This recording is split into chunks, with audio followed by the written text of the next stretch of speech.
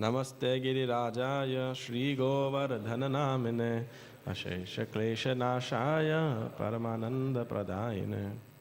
श्री गोवर्धन पूजा महामहोत्सव की जय। तो आज 3 मुख्य उत्सव हैं, श्री गोवर्धन पूजा और बलि दैत्यराज पूजा और रसिकानंद प्रभु। तो ये जो मैं मुख्यतः गोवर्धन पूजा के ऊपर ही फोकस करने वाला हूँ जाना।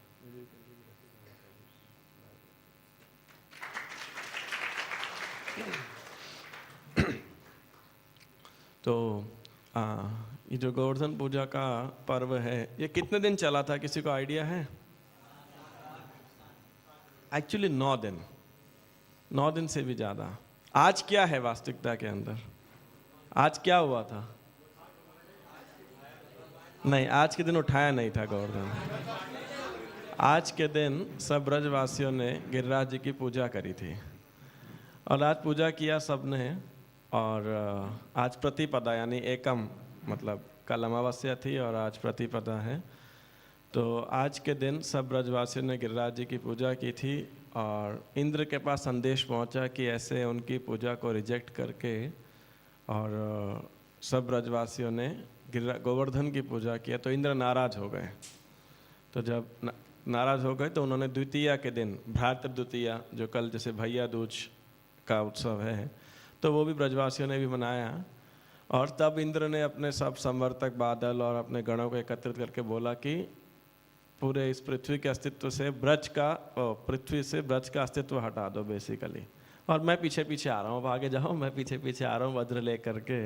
हालांकि छोटा सा गांव है, ऐसे उसको हटाना हो तो कोई संवर्तक भेजने की आवश्यकता नहीं थी।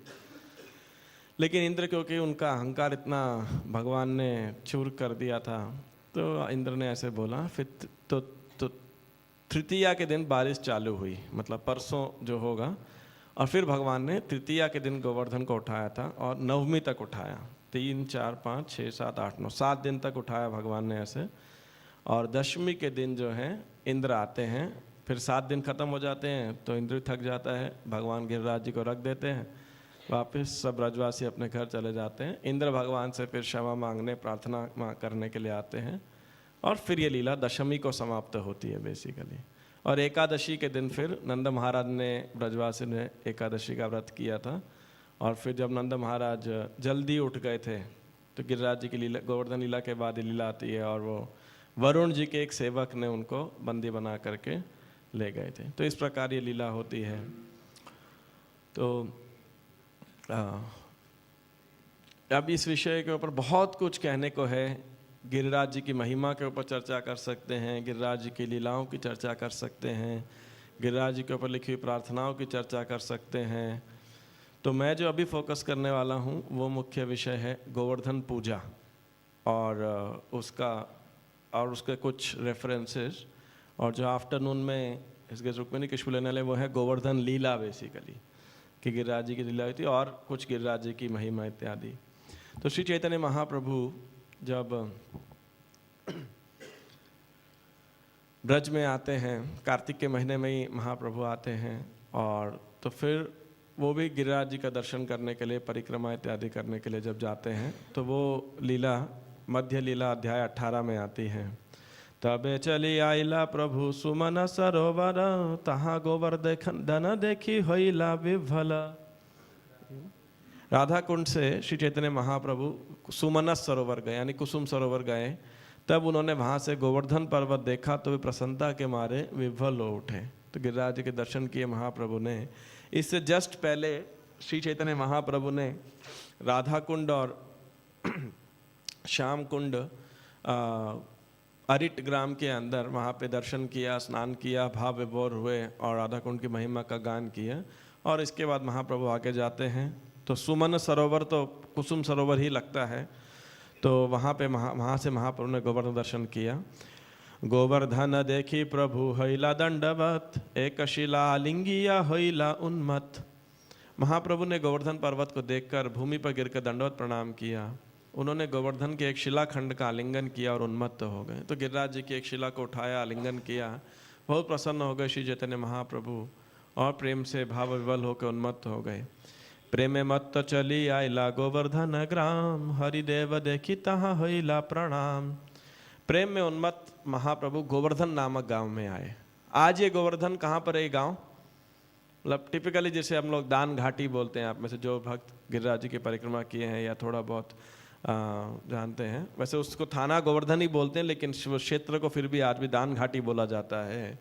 तो गोवर्धन ग्राम के अंदर आए और वहाँ किसका दर्शन किया?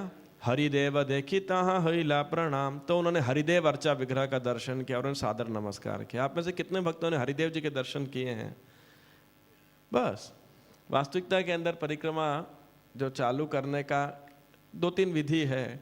तो एक विधि जो सबसे चैतन्य महाप्रभु के उसे विधि प्राप्त होती है कि हरिदेव जी का दर्शन करके, मानसी गंगा के पास में है हरिदेव जी, तो उनका दर्शन करके उनका आशीर्वाद ले करके वहीं से परिक्रमा प्रारंभ करनी चाहिए। ऐसे तो भक्त लोग ऑफकोर्स राउंड है तो किधर से भी चालू करो, राधा कुंड से भक्त लोग चालू करते हैं, कुसुम सरोवर से चालू करते हैं, दान घाटी से चालू करते हैं, कोई इतना वैसे महत्व नहीं पड़ता। लेकिन फिर भी एक विधि जो वैष्णव के द्वारा मानी जाती है, क्योंकि हरिदेव वहाँ के इष्ट देव हैं।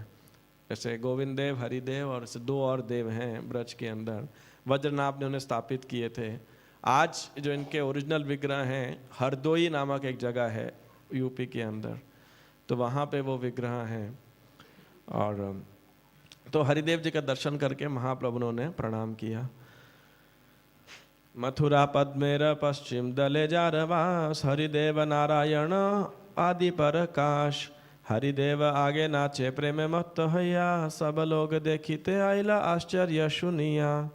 प्रभु प्रेम सौंदर्य देखी लोके चमत्कार, हरिदेवेर भृत्य प्रभु कोरिला सत्कार। तो हरिदेव नारायण के अवतार हैं। उनका निवास स्थान मथुरा रूपी कमल की पश्चिमी पंखुड़ी पर है। चैतन्य महाप्रभु हरिदेव के विग्रह के सामने उन्मत्त होकर नृत्य करने लगे और महाप्रभु के इस नृत्य को देखते हुए सभी लोग उनको दर्शन करने आए। जब लोगों ने चैतन्य महाप्रभु के प्रेमावेश तथा उनके शारीरिक सौंदर्य को देखा तो वे चकित रह गए। हरिदेव विग्रह की सेवा करने वाले पुजारी ने महाप्रभु का भली भांति सत्कार किया। फिर बलभद्र भट्टाचार्य ने ब्रह्म कुंड में भोजन पकाया। महाप्रभु ने स्नान करने के बाद भोजन किया।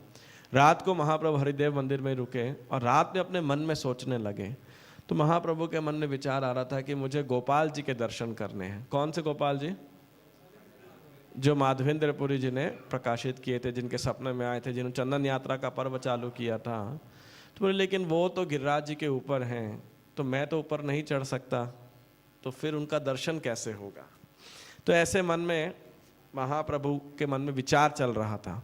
तो एनीवे भगवान तो महाप्रभु भगवान हैं, गोपाल जी भगवान हैं और गोपाल जी ने अनेक लीलाएं करी हैं। तो एक इस लीला का आगे वर्णन आएगा किस प्रकार गोपाल स्वयं जो हैं नीचे उतर जाते हैं गिरिराज जी से गांथुली ग्राम के अंदर, और उस गांथुली ग्राम के अंदर श्री चैतन्य महाप्रभु 3 दिन तक उनका दर्शन करते हैं। चौथे दिन वापस उनको गिरिराज जी के ऊपर ले जाते हैं। गांव में अफवाह फैल जाती है कि कुछ तुर्की, कुछ मुसलमान जो हैं आक्रमण करने के लिए आए हैं, तो गोपाल के विग्रह को छुपा दो, क्योंकि क्योंकि फिर वो आक्रमण करेंगे, मूर्ति को ध्वस्त कर देंगे, मंदिर तोड़ देंगे। तो इसीलिए उनको लेकर के एक ब्राह्मण के घर में लेकर के आते हैं। और गोपाल गोवर्धन पर्वत पे किस जगह पे स्थित थे? उनका उस गांव का नाम है आनेओर। तो वो गिरिराज जी की लीला के समय हम पढ़ेंगे कि सुनेंगे कि किस प्रकार आनेओर क्यों नाम पड़ा और क्या है। तो वैसे उसका नाम था अन्नकूट, नाम गोवर्धन गांव में स्थित थे। तो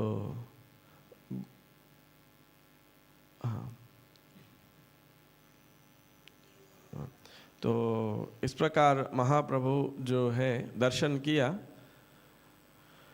प्रातः काले प्रभु मानस गंगाय करी स्नान, गोवर्धन परिक्रमाय करिला प्रयाण। गोवर्धन देखी प्रभु प्रेमाविष्ट हैया, नाचिते नाचिते चलिला श्लोक पढ़िया। तो महाप्रभु ने प्रातःकाल मानस गंगा नामक कुंड में स्नान किया, फिर गोवर्धन की परिक्रमा की। गोवर्धन पर्वत को देखते ही श्री चैतन्य महाप्रभु कृष्ण प्रेम से आविष्ट हो गए। उन्होंने नाचते नाचते निम्नलिखित श्लोक सुनाया। तो ये श्लोक आप हमारे पीछे दोहराइएगा। हंताय मद्रिरबला हरिदास वर्यो, यद राम कृष्ण चरण स्पर्श प्रमोदः 34 मानं तनोति सह गो गणयोस्तयोर्यत् पानीयसूयवसव कंदर कंदमूलहि 34 हंताय मद्रिरबला हरिदास वर्यो यद राम कृष्ण चरण स्पर्श प्रमोदः मानं तनोति सह गो गणयोस्तयोर्यत् पानीयसूयवस कंदर कंदमूलहि। तो ये श्रीमद् भागवतम में स्वयं गोपियाँ इस श्लोक को कह रही हैं। सभी भक्तों में यह गोवर्धन पर्वत श्रेष्ठ है।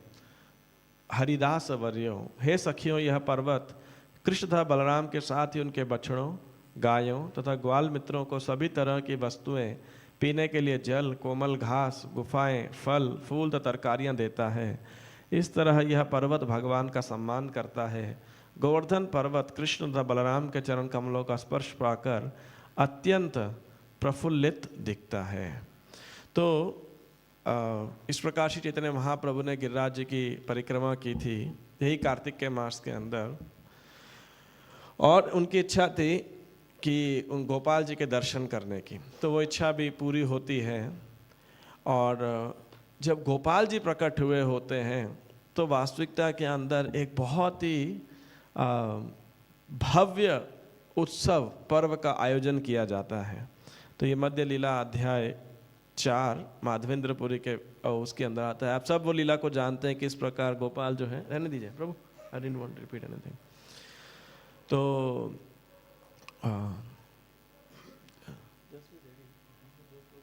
वो नंबर रेफर करना।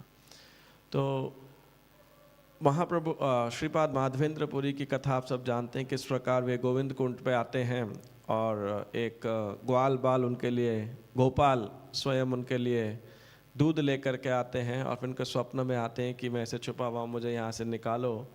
और फिर महाप्रभु माधवेंद्रपुरी जो है गोपाल जी के विग्रह को प्रकट करते हैं। तो जब ये प्रकट करते हैं तो एक भव्य आयोजन होता है वहाँ पर। तो उस आयोजन का वर्णन कि आज की लीला से एक बहुत ही प्रमुख महत्वपूर्ण रेफरेंस है। तो गोपाल के विग्रह को बाहर निकालते हैं, उनके सब धूल मिट्टी सब लगा होता है, उसको साफ करते हैं और उसके बाद में जो है उन गोपाल जी का अभिषेक करते हैं।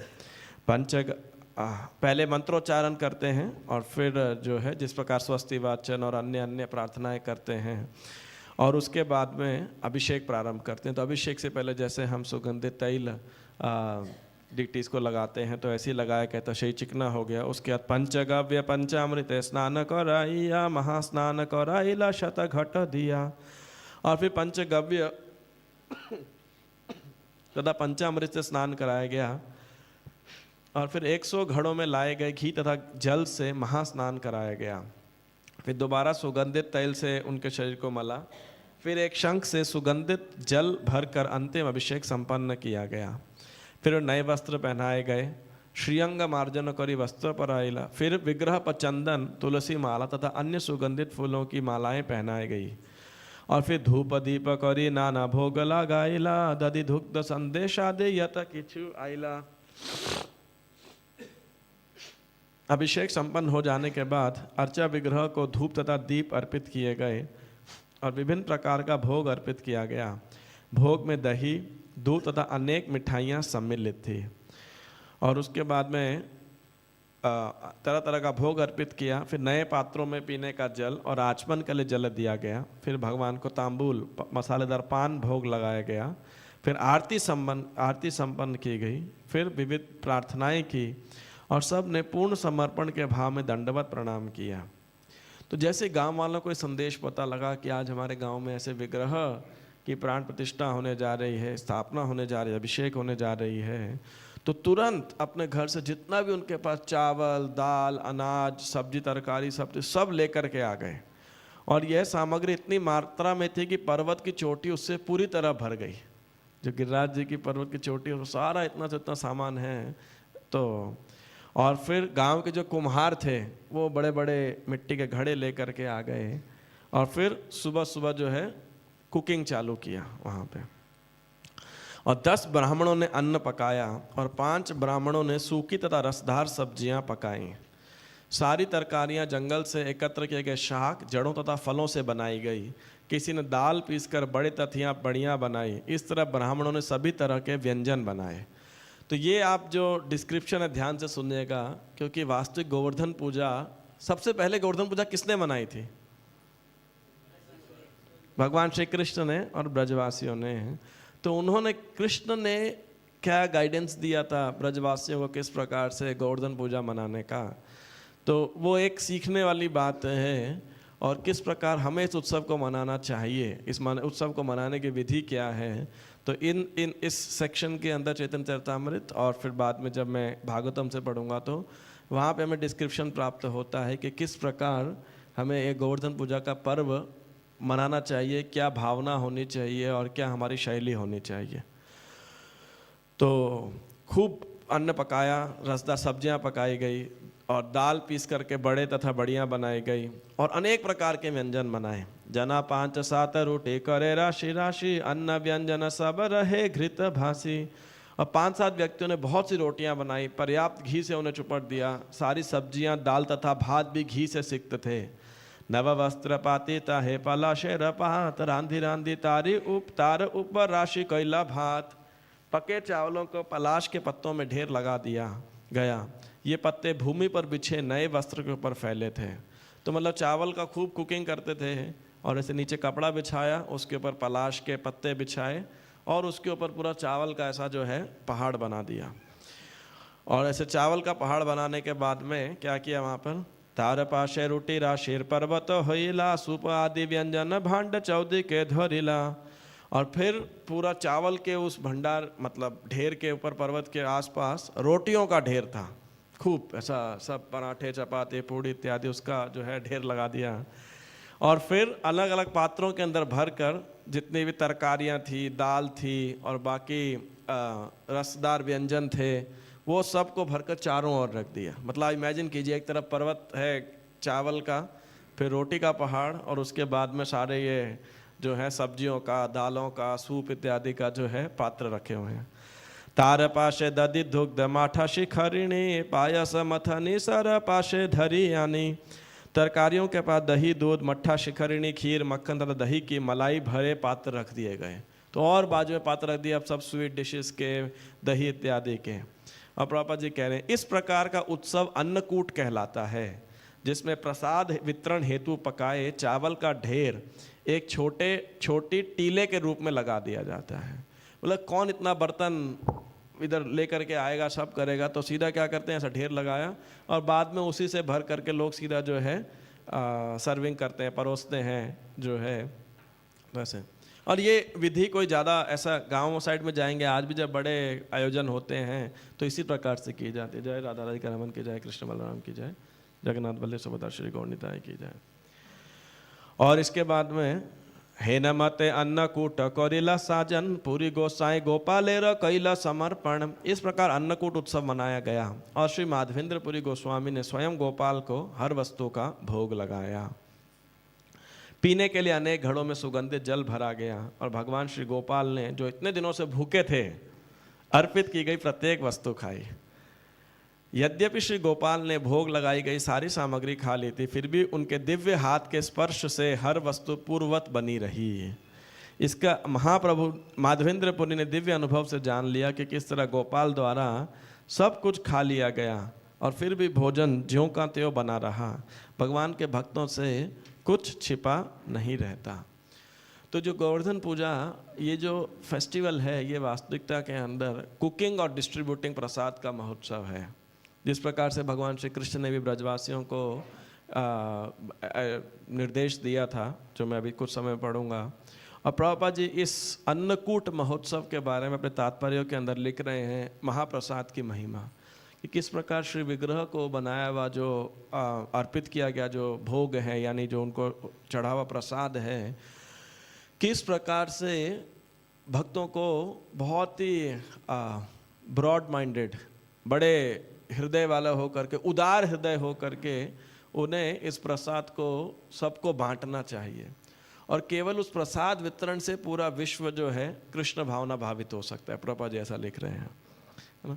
तो वास्तविकता में जब आप देखेंगे, अभी हमारा तो जगह छोटा है, लेकिन वास्तविकता में गिरिराज अन्नकूट श्री विग्रह के सामने बनाया जाता है। और वास्तविकता के अंदर से सारे भक्तों को मिलके कुकिंग करना चाहिए, है ना। सुबह फेस्टिवल हो गया, उसके बाद में भक्तों को एकदम रात से ही बल्कि कुकिंग में लग जाना चाहिए। मेरा अंदाज़ है आज हमारे मंदिर में लगभग 150 किलो चावल तो बनाएंगे कम से कम, लेकिन तो अभी तो ऐसा सब भक्तों को कुकिंग करना चाहिए। अभी फैसिलिटी नहीं होती तो इसलिए कर नहीं पाते, अनेक अनेक व्यंजन बना के और उसका खूब एकदम अन्नकूट बना करके और श्री विग्रह को अर्पित किया जाना चाहिए। वास्तविकता में जो भक्त ब्राह्मण है, ब्राह्मण दीक्षित है यानी, तो उनको मेन आज के दिन कुकिंग करके खूब श्रम करना चाहिए। और उसके बाद में श्री विग्रह की प्रसन्नता के लिए उनको सब भोग अर्पित करना चाहिए। और उसके बाद क्या करना चाहिए? खाना चाहिए, बिल्कुल। उस अन्नकूट जो प्रसाद है उसको पाना भी चाहिए, लेकिन पाने से पहले क्या करना चाहिए? सबको बांटना चाहिए। ये भगवान कृष्ण ने बोला। पहले ऑफकोर्स ब्राह्मणों और ब्राह्मणियों को, और उसके बाद में अन्य सम्मानित व्यक्तियों को, लेकिन कोई भी इस प्रसाद से मतलब वो नहीं रहना चाहिए, वंचित नहीं रहना चाहिए। इनफैक्ट इतना प्रसाद था, अब इसके ऊपर ऑफकोर्स वैष्णवों के अंदर थोड़ा वाद विवाद रहता है कि कोई कोई खेल के अंदर जो है ऐसा अन्न को लेकर के सब फेंक देते हैं कि कुत्ते भी आके और अन्य अन्य पशु जो है वो भी खा लेंगे। लेकिन फिर भी वैष्णव लोग प्रसाद का सम्मान करते हैं, तो कुछ वैष्णव नहीं फेंकते, कुछ बोलते हैं कि आज का फेस्टिवल ही है ये, इस प्रकार से।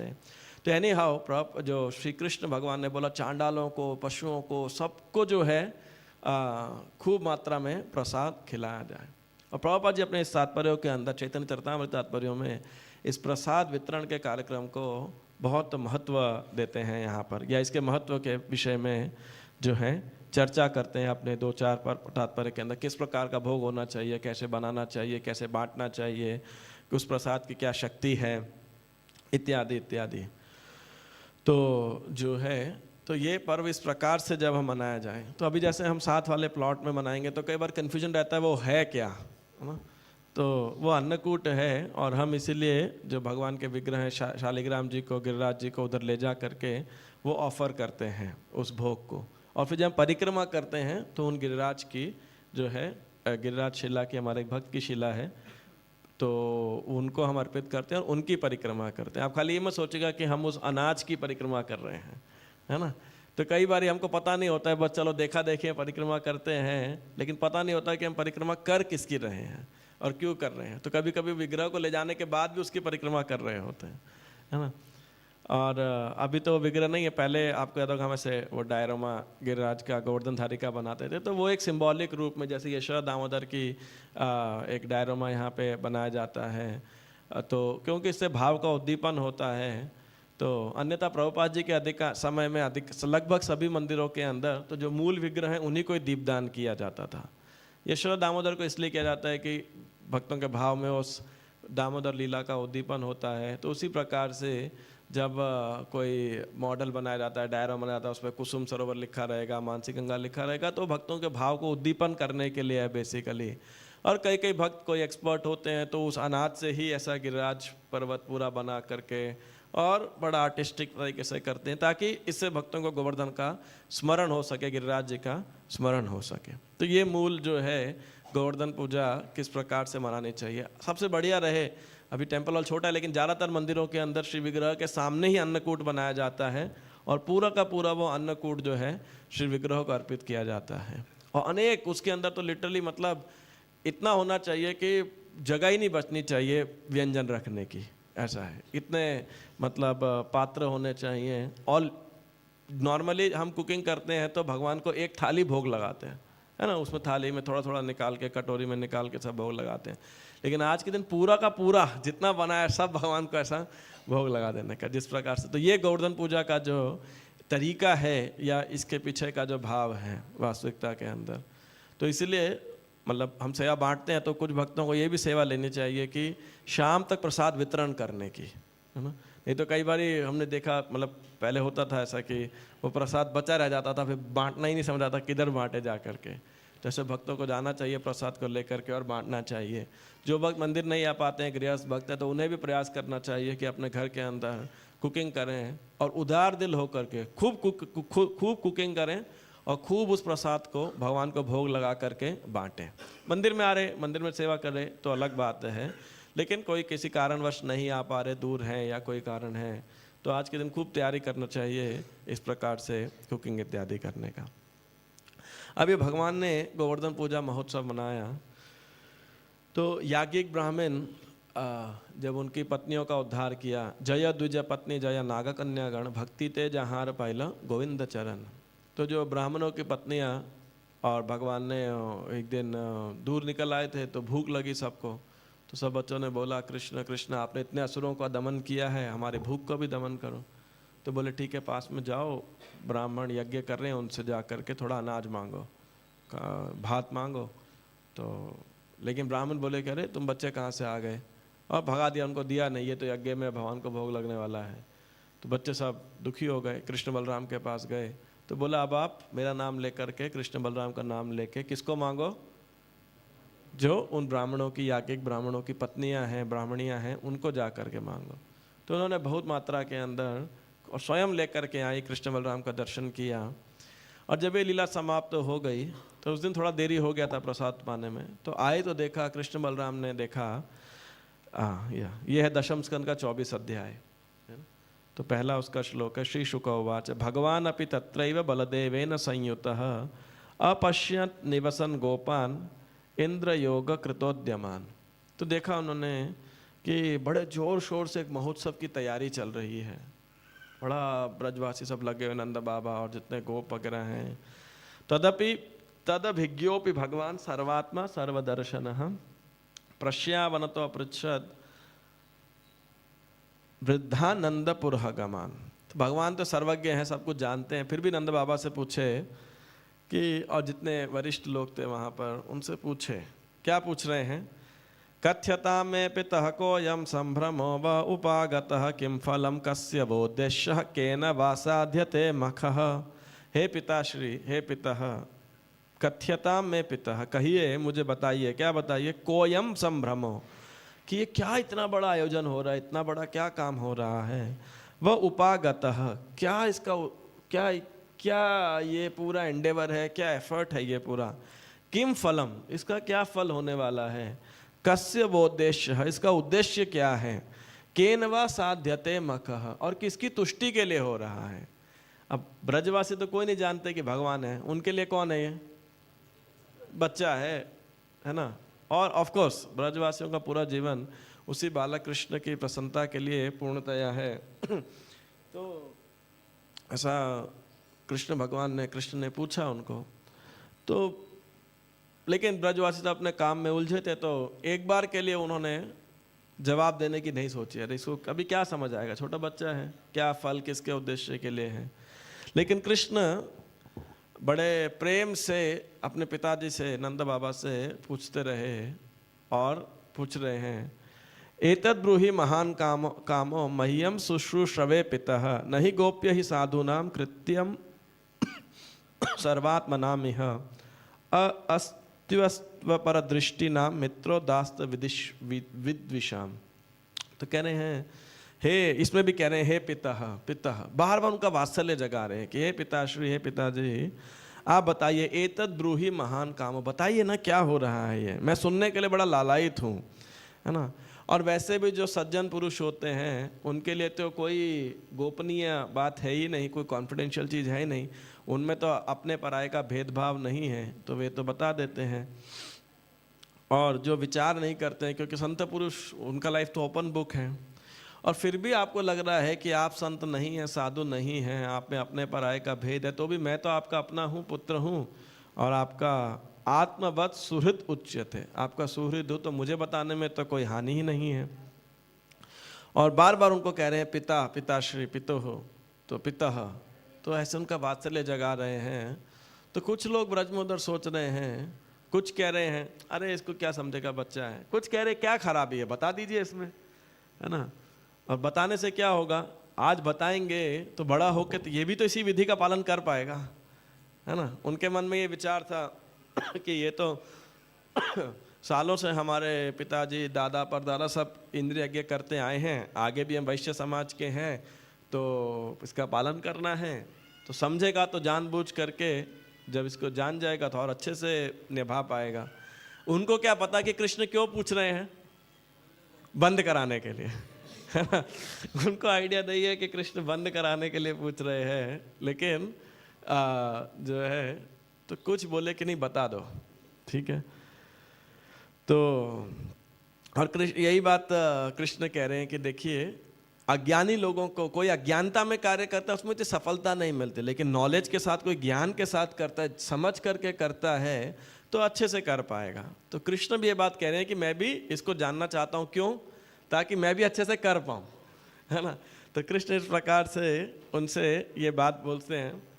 और अंतिम श्लोक के अंदर, 7वें श्लोक के अंदर बोलते हैं, तत्र तावत् क्रिया योगो भवताम किम विचारितः अथवा लौकिकस् तन्मय पृच्छतः साधु भण्यताम। वो कह रहे हैं एक और बात बताइए कि अनुष्ठान शास्त्र सम्मत है या लोक रीति से है, एक लौकिक रीति है ना। अब ब्रजवासी की लौकिक रीति या शास्त्रीय रीति, उन्होंने कौन से शास्त्र पढ़े थे, कोई ब्राह्मण तो थे नहीं। और ये 6 साल 7 साल का बच्चा पूछ रहा है कि भाई ये शास्त्र में है, लौकिक रीति है, क्या है ये। तो ऐसे उनसे पूछ रहे, तो नंद बाबा ने अब उत्तर देना शुरू किया। नंद महाराज कह रहे हैं, पर्जन्यो भगवान इंद्रो मेघास्तयात्म मूर्तय, कि देखा जो इंद्र हैं वर्षा के देवता हैं, उनको पर्जन्य भी कहा जाता है। और जो ये मेघ हैं, बादल हैं, ये वास्तविकता में उनके शरीर के ही सामान है, उन्हीं के साक्षात मूर्तिमान स्वरूप हैं, प्रतिनिधि हैं। तो और वे ही वर्षा करते हैं।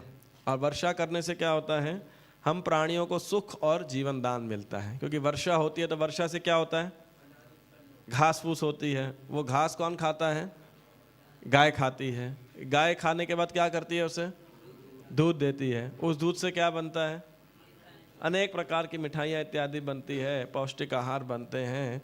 और गाय सुखी होती है तभी दूध देती है, और गाय की सुख समृद्धि होती है तो हमारा मुनाफा बढ़ता है उससे। तो नंद महाराज वैश्य हैं तो स्वाभाविक प्रॉफिट में उनकी रुचि है। तो कह रहे हैं इसीलिए जो है हम जो है ये सुख और जीवन दान हमें प्राप्त होता है। और हे पुत्र, केवल हम ही नहीं अपितु अन्य लोग भी वर्षा करने वाले इन बादलों के स्वामी की पूजा करते हैं। हम उन्हें अन्न तथा अन्न पूजा सामग्री भेंट करते हैं जो वर्षा रूपी उन्हीं के वीर्य से उत्पन्न होती है। तो कैसे करते हैं इंद्र की पूजा, इंद्र के द्वारा दी गई सामग्री से ही करते हैं। इंद्र की बारी से अनाज होता है, सब्जी तरकारी होती है, और गाय सब दूध देती है तो उससे व्यंजन बनता है। तो उन्हीं सबको हम अर्पित करके उनकी पूजा करते हैं। और इंद्र के लिए संपन्न यज्ञों से बचे उच्छिष्ट को ग्रहण करके लोग अपना जीवन पालन करते हैं और धर्म अर्थ काम रूप 3 लक्ष्यों को प्राप्त करते हैं। इस प्रकार भगवान इंद्र उद्यमी पुरुषों की सकाम सफलता के लिए उत्तरदायी अभी करता है। तो भगवान सुन रहे हैं, अच्छा इंद्र देता है वर्षा, इंद्र देता है सब दूध दही सब्जी तरकारी अनाज, भगवान आराम से सुन रहे हैं, मुस्कुरा रहे हैं ना। और भगवान को हंसी आ रहा है और सोच रहे हैं कि ब्रज में भी इतना बड़ा भ्रम है ना, इतना मोह माया का यहाँ भी प्रभाव है कि नंद बाबा भी सोच रहे हैं कि इंद्र सब आ रहा है। और दूसरा भगवान क्यों मुस्कुरा रहे थे कि इंद्र भी सुन रहा है और मान रहा है कि हाँ मैं ही देने वाला हूँ। तो भगवान मुस्कुरा रहे थे, सुन भी रहे थे और सोच भी रहे थे और साथ साथ मुस्कुरा रहे थे। और फिर उन्होंने नंद बाबा आगे बोल रहे हैं, यह धर्म स्वस्थ परंपरा पर आश्रित है। जो कोई काम शत्रुता भय तथा लोभवश इसका बहिष्कार करता से निश्चय सौभाग्य प्राप्त नहीं हो सकेगा। तो यानी करना चाहिए। हालांकि एग्जैक्टली ये नहीं बताया कि शास्त्रिक है या लौकिक है, लेकिन चलते आ रहा है काफ़ी सारे, हमारे सब पूर्वज करते आए हैं। नहीं करेंगे तो क्या होगा, इससे अनर्थ हो जाएगा, सौभाग्य की प्राप्ति नहीं होगी, जीवन का लक्ष्य पूर्ण रूप से प्राप्त नहीं होगा। तो अब कृष्ण भगवान जो है बोलना चालू करते हैं। श्री शुक उवाच वशो निशम्य नंदस्य तथ्यन येषां प्रजौकसाम इंद्राय मन्युम जनयन जनयन पितरम प्राह केशवः। तो भगवान कृष्ण ने जब अपने पिता नंद महाराज, जब ब्रज के अन्य गुरुजनों के वचनों को सुना तो और जैसा मैंने बताया कि वह सोच रहे थे कि इंद्र भी मान रहा है कि मैं देने वाला हूँ, तो भगवान उनको क्रोधित करने के लिए कुछ वचन बोलने लगे। तो भगवान श्री कृष्ण की इस लीला जो अब वचन बोलेंगे और अब जो उनकी अभिव्यक्ति होगी, उसका मूल उद्देश्य क्या था? इंद्र को कुपित करना, इंद्र को गुस्सा दिलाना, इंद्र को उकसाना, ताकि और उस उकसाने के बाद इंद्र कुछ ऐसा कार्य करेगा जिसके द्वारा बाद में उसका गर्व चूर्ण होगा, है ना। तो अब भगवान कहते हैं, तो मैं सारे श्लोक तो नहीं पढ़ने वाला हूँ, तो जो है 13 नंबर श्लोक से लेकर के 22 नंबर श्लोक का मैं समरी आपको बस पढ़ देता हूँ। तो श्रीधर प्रभुपाद जी के शिष्य इसकी टीका के अंदर श्रीधर स्वामी से कमेंट करके कह रहे हैं कि 6 जो है बातें भगवान कृष्ण ने अपने उस संवाद के अंदर बोली नंद बाबा को और ब्रजवासियों को, सबको। अब ये नास्तिक सिद्धांत है जो कृष्ण बोलेंगे, है ना। तो इसीलिए, और ठीक है अभी बचपन में बोल रहे हैं, जब बड़े हो जाएंगे गीता में सुधार करके सब बोल देंगे। तो इसीलिए ये जो उनके श्लोक हैं इसको हम ऐसा एज इट इज़ वर्बेटिम नहीं लेते और फॉलो नहीं करते, क्योंकि इनका अभिप्राय कुछ और था। इनका अभिप्राय क्या था? केवल और केवल इंद्र को कुपित करने के लिए। और वैसे देख सकते हैं कि चाहे कोई भी सिद्धांत हो, आस्तिक सिद्धांत तो नास्तिक सिद्धांत तो हो, एक सेंस के अंदर उसके उद्गम तो भगवान ही है। सद्भाव असद्भाव हो तो भगवान से ही प्रकट होता है। तो भगवान तो केवल यहाँ मजाक के अंदर और एक पर्टिकुलर उद्देश्य के साथ के अंदर इस कर्म मीमांसा फिलॉसफी को बोलते हैं। तो क्या कह रहे हैं नंद बाबा को? कह रहे कि देखो, कर्म करने से जो है नियति प्राप्त होती है, डेस्टिनी प्राप्त होती है। देवताओं की क्या आवश्यकता है इसके अंदर? कि भाई आप देखिए, अनाज आप धरती को आप जोतते हैं, बीज आप बोते हैं, पानी आप डालते हैं उसके अंदर और सब मेहनत करते हैं, तभी तो जो है वो बीज बाद में अंकुरित होते हैं और उससे फिर फल फूल इत्यादि लगते हैं, वृक्ष बनते हैं। तो इसमें देवता कहाँ से बीच में आ गए? यदि आप बीज बोएंगे नहीं तो फिर अपने आप से तो थोड़ी ना पेड़ उग जाएगा कोई। एक बात बताइए, तो बीज बोने वाली चीज़ इंपॉर्टेंट है कि नहीं है? तो इसीलिए कर्म कीजिए, कर्म करने से जो है नियति होगी। देवताओं की उपासना की कोई आवश्यकता थोड़ी है, काश, है ना। तो इस प्रकार से भगवान बोलते हैं, अच्छा कर्म करो। तो और कर्म कैसे करेंगे? कर्म की क्या वो है? तो बोले देखिए कि हर किसी का उसका स्वभाव है एक पर्टिकुलर, यू नो।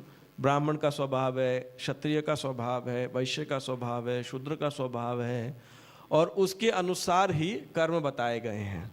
तो ब्राह्मण के लिए यजन याजन पठन पाठन दान प्रतिग्रह, क्षत्रिय के लिए रक्षा करना इत्यादि, और ऐसे ही वैश्य के लिए 4 प्रकार के कार्य जो हैं भगवान बताते हैं कि देखिए वैश्य है तो उन्हें क्या उनके क्या कार्य हैं भगवान कह रहे हैं। कृषि वाणिज्य गोरक्षा कुसीदम तुर्यमुच्यते वार्ता चतुर्विधा तत्र वयम गोवृत्तयो निशम। तो 4 प्रकार के कार्य हैं। कृषि, खेती बाड़ी करना यानी अनाज उगाना। दूसरा है वाणिज्य, वाणिज्य मतलब व्यापार करना, मतलब एक सामान को लेकर के आना अन्य स्थान पे उसको कुछ प्रॉफिट रख के बेचना, विनिमय करना, लेन देन, इधर से लिया उधर दिया।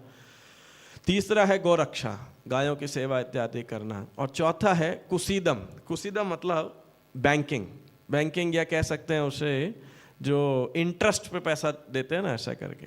और ये जो है वैश्यों में सबसे अधम प्रवृत्ति मानी गई है, मतलब जब कोई इमरजेंसी हो तब करना चाहिए। ये ज़्यादा ग्लोरीफाइड ऑक्यूपेशन नहीं है। जो ग्लोरीफाइड ऑक्यूपेशन है वो कृषि, गोरक्षा और वाणिज्य, वो ज़्यादा बेटर ऑक्यूपेशन है, ये इमरजेंसी के लिए है।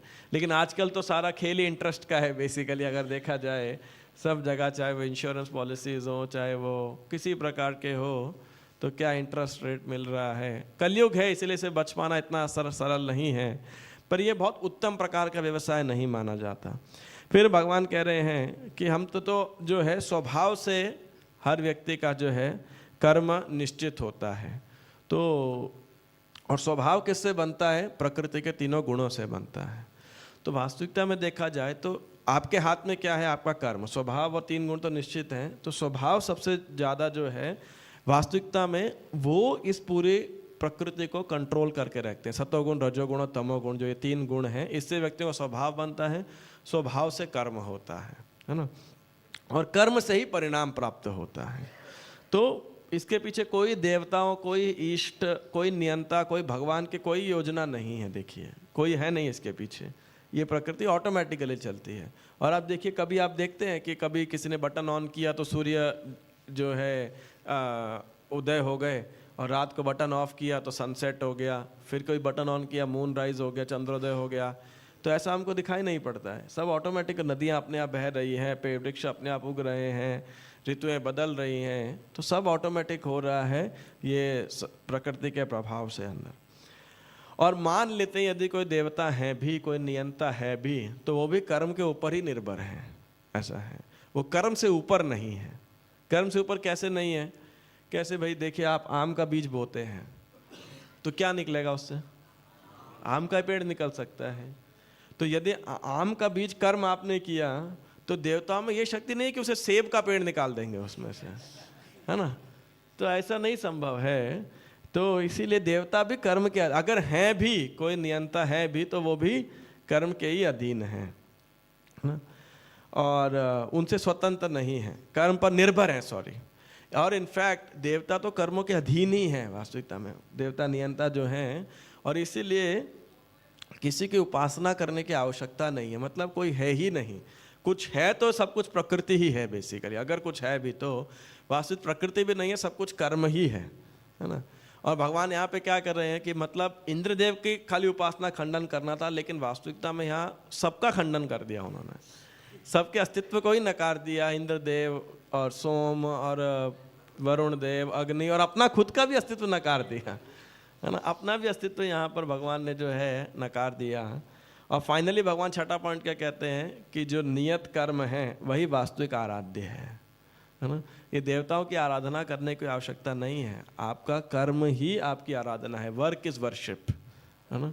तो कर्म ही पूजा है। ये सिद्धांत जो है भगवान ने उनको दिया कि आपका जो स्वभाव है या जो आपका कर्म है वही आपका आराध्य है, वही आपका देवता है। आप अपने कर्म को भली भांति अच्छे प्रकार से कीजिए, है ना। तो आप वैश्य हैं तो वैश्य कर्म कीजिए, बढ़िया से कीजिए। ये इंद्र की पूजा क्यों करने में लगे हुए हो, है ना। तो इस प्रकार से जो है भगवान ने सबको जो है बोला। और उन्होंने एक बात और भी बोली कि देखिए, ये जो बादल हैं, अब मान लीजिए आप कह भी रहे हैं कि ये बादलों के जो इष्ट हैं वो इंद्रदेव हैं, कोई देवता है इस बादलों को मैनेज करने वाले। तो एक बात बताइए कि कैसे देवता हैं ये? भाई, जहाँ जलाशय है, नदी है, तालाब है, समुद्र है, जहाँ आवश्यकता नहीं है वहाँ भी बरसा रहे हैं।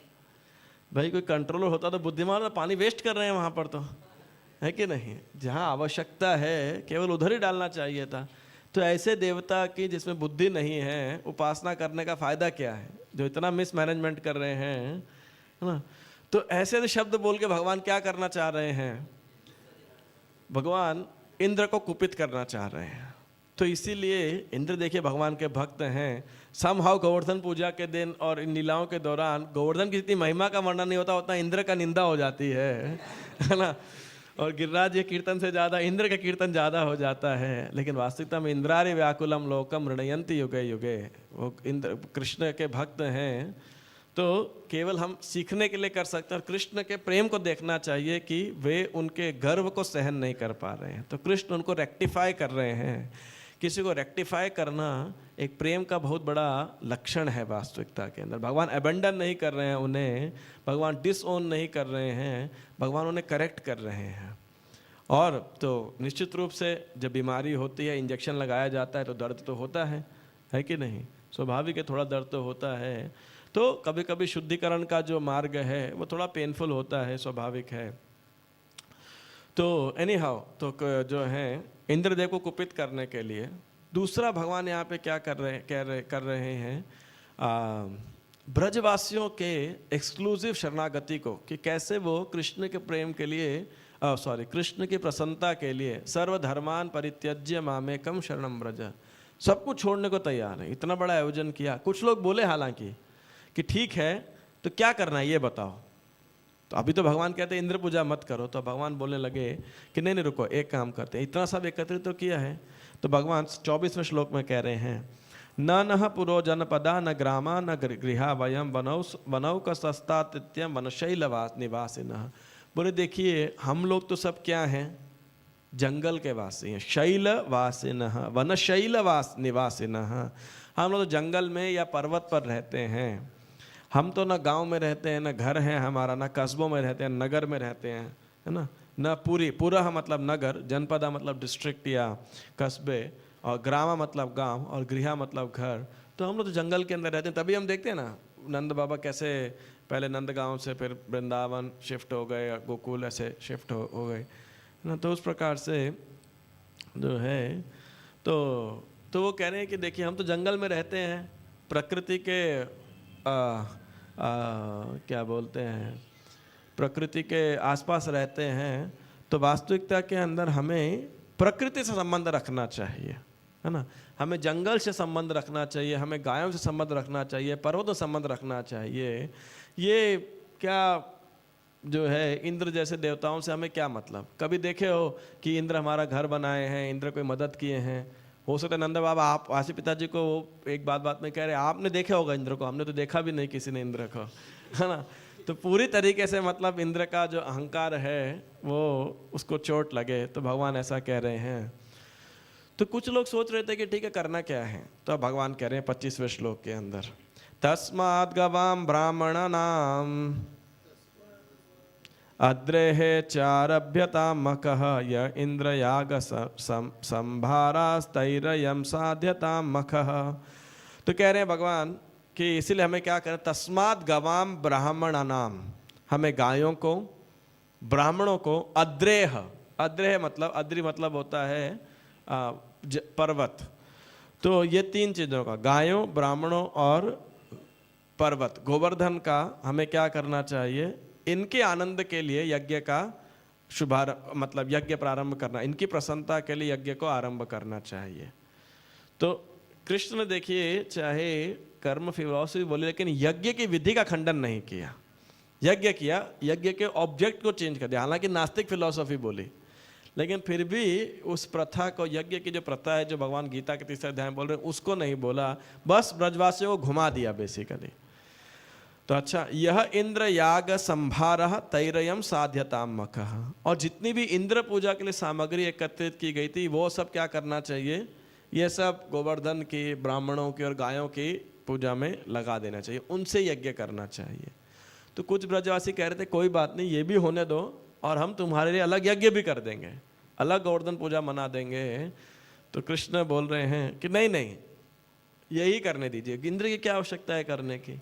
और सब ब्रजवासी बोले ठीक है, कृष्ण कह रहे हैं, इतनी मधुर बात कह रहे हैं, तो मान गए सबको। तो अब क्या करना चाहिए, तो कृष्ण बता रहे हैं। देखिए 6 साल 7 साल का लड़का है और वो पूरा कैसे इस गोवर्धन पूजा को मनाना चाहिए, जैसे कि मैंने माधवेंद्रपुरी के प्रसंग से पढ़ा था। 26वें श्लोक को आप मेरे पीछे दोहराइएगा। पच्यन्तां विविधः पाकाः सूपान्तः पायसादयः संयावापूपशष्कुल्यः सर्वदोहश्च गृह्यताम्। तो कह रहे पच्यन्ताम, पच्यन्ताम पकाए, क्या पकाए, विविधा पाकाः, अनेक प्रकार के पाक व्यंजन बनाए, अनेक प्रकार के। और क्या क्या, सूप अंतः मतलब दाल और सब सूप इत्यादि बनाए, पायसादयः खीर इत्यादि मिठाइयाँ बनाएं, संयावापूप तले हुए पापड़ इत्यादि बनाए जाए, पकौड़े पापड़ इत्यादि, शष्कुल्यः पूड़ियाँ, और सर्वदोहश्च गृह्यताम्, और गायों के दोहने से यानी दूध से मिल्क प्रोडक्ट्स, मिठाइयाँ इत्यादि जो हैं वो सब पकाया जाए, है ना। संदेश, रसगुल्ला इत्यादि ये सब मिठाइयाँ प्रचुर मात्रा के अंदर बनाई जाएं और यज्ञ के लिए एकत्रित किया जाए। और इसके बाद में क्या किया जाए? हूयन्तामग्नयः सम्यग् ब्राह्मणैः ब्रह्मवादिभिः अन्नं बहुगुणं तेभ्यो देयं बोधेनु दक्षिणः। तो वैदिक मंत्रों में पट्टू ब्राह्मणों को चाहिए कि यज्ञ की अग्नियों का ठीक से आवाहन करें। तत्पश्चात तुम लोग पुरोहितों को उत्तम भोजन कराओ और उन्हें गौ में तथा अन्य भेंटें दान में दो। तो उन्होंने कहा कि जो ट्रेडिशनल ब्राह्मण हैं, जो मंत्रोच्चारण में पट्टू हैं, वो यज्ञ की अग्नि का आवाहन करें और उसके बाद में पुरोहितों को आप भोजन कराइए और उसके बाद में उन्हें भेंट दीजिए, दक्षिणा दीजिए, गाय और अन्य अन्य सब वस्त्र इत्यादि जो है भेंट दो। और उसके बाद क्या करना चाहिए? अन्येभ्यश्चाश्वपाण्डाल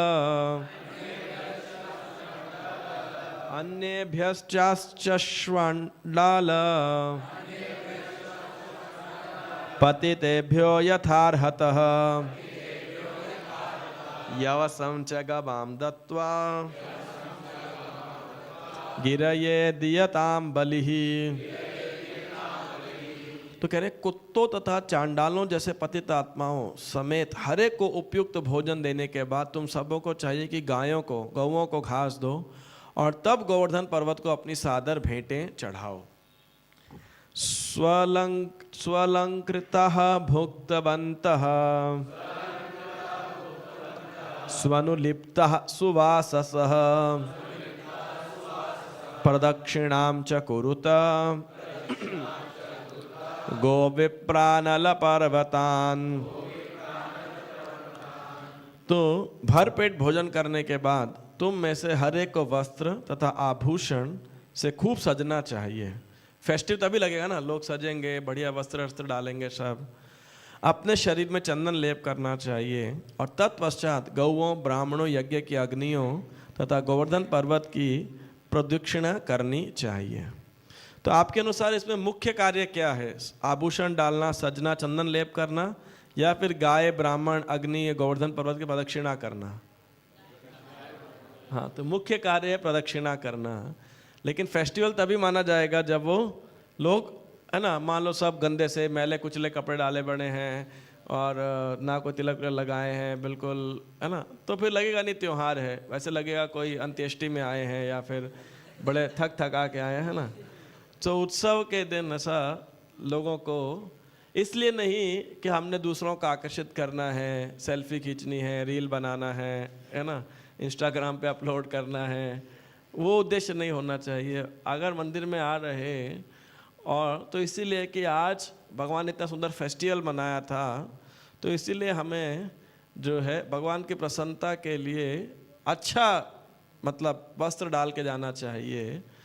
ठीक है, बहुत तड़क भड़क करके, सज धज करके, कि ये नहीं कि भगवान के जहाँ लोग हमको ही देख रहे हो, है ना, तो ऐसे आकर्षण का केंद्र नहीं बनना चाहिए। लेकिन फिर भी ये भी ध्यान रखना चाहिए कि हमारे वेशभूषा इत्यादि सब स्वच्छ है ना, बढ़िया है, ऐसा तो ये ध्यान रखना चाहिए। और फिर जो है हमें फेस्टिवल को मनाते, तो प्रदक्षिणा करनी चाहिए। तो इस प्रकार से भगवान ने यहाँ गोवर्धन परिक्रमा जो है उसका एक तरीके से कह सकते हैं प्रतिपादन किया। एतन्मतं तात क्रियताम यदि रोचते अयं गो ब्राह्मणाद्रीणां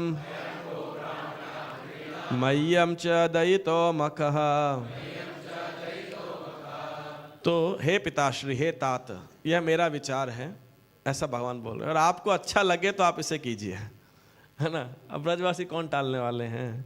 और ऐसा यज्ञ गौओं, ब्राह्मण तथा गोवर्धन पर्वत को एवं मुझको भी अत्यंत प्रिय होगा।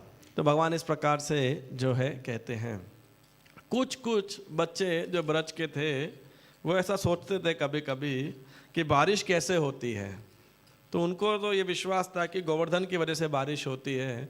तो वो क्या सोचते थे कि गोवर्धन इतना ऊंचा है कि जो बादल हैं उनमें छेद कर देता है, उनके जो शिखर है, चोटी है, और इसीलिए वो छेद से जो है बारिश हो जाती है। तो उनको तो इंद्र देवता मैनेज करते हैं, ऐसा कुछ पता नहीं था। तो बच्चे ऐसा कभी कभी सोचा करते थे, उनके लिए बड़ा अच्छा फेस्टिवल हो गया, गोवर्धन की पूजा कर रहे हैं। और गोवर्धन के सब खेल कूद करते थे, गुफा में रहते थे, है ना, बच्चे सब, और उनके जलाशय से पानी पिया करते थे और वृक्ष इत्यादि से फल तोड़कर खाया करते थे। तो और अपने बछड़ों को चराते थे, घास वगैरह और गायों को इत्यादि।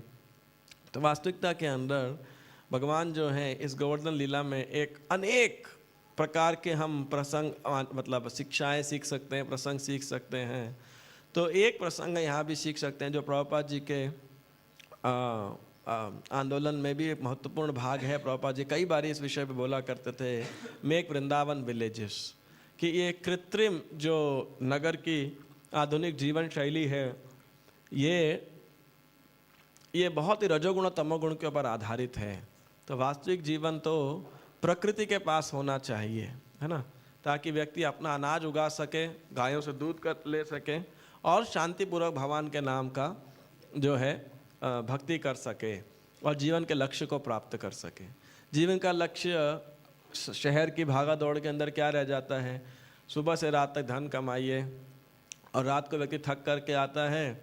इनफैक्ट जब मैंने जस्ट कॉलेज छोड़ा था तो उसके 2-3 साल तक, अभी तो मुझे लेटेस्ट ट्रेंड नहीं पता, तो बहुत लोग बेंगलोर में सॉफ्टवेयर जॉब्स लिया करते थे। तो वहाँ पे एक स्लोगन हुआ करता था, 5 days work like a donkey and 2 days Saturday weekend spend like a hog. मतलब 5 दिन गधे की तरह कमाइए और 2 दिन सुअर की तरह उड़ाइए, है ना। सुअर मतलब इनडिस्क्रिमिनेटली जो है वो किधर भी कुछ भी खाता है। तो उसी प्रकार शनिवार इतवार को लोग, इनफैक्ट आप राजेंद्र प्लेस में जाएंगे तो वहाँ पे एक मार्केट है, उसका नाम जानते हैं क्या है? को गया आप में से वहाँ पे? मेरे फादर का ऑफिस था तो मैं कई बार जाना होता था। Hog market. हॉग समझते हैं क्या होता है? सुअर, है ना। तो पहली बार जब मैं गया उधर तो मेरे को बड़ा आश्चर्य लगा। मैंने कहा ये मार्केट सुअरों के लिए है या सुअरों के आइटम मिलते हैं यहाँ पे? लेकिन बाद में से लगा नाम ही है इसका हॉग मार्केट।